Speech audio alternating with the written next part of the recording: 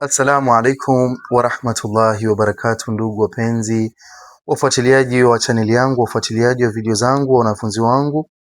Leo nimependa kuzungumzia tiba ya tonsil. Ikiwa tonsil zinakusumbua, chukua asali, chukua na manjano.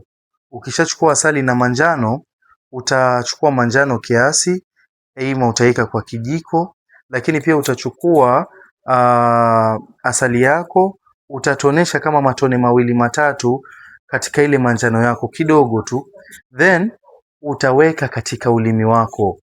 Weka katika ulimi wako, lakini iwe ile time ya asubuhi kabla hujatumia chochote, lakini pia utafanya ile time unaenda kulala. Ni vizuri uweke manjano yako na asali yako katika ulimi wako, unamumunya tu kiasi kiasi, ule wakati labda pengine umemaliza kula, unataka kwenda kujituliza, hiyo unachukua unaweka, ama hata kama unaenda kulala pia unaweza ukachukua ukaweka. Biidhnillah, ni dawa nzuri. Ni dawa ambazo kwamba ukizichanganya, hata kama haujawahi kutumia kabisa, useme hii jioni acha nifanye wakati naenda kulala, ukifanya tu asubuhi utaamka tofauti kabisa, na ndio utakuwa umemalizana na hiyo shida ya tonsils kabisa.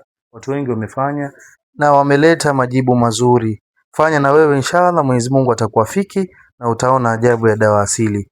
Msisahau dawa zote ambazo nimeelezea, asali, manjano, zote zinapatikana dukani kwetu inshallah. Karibuni sana.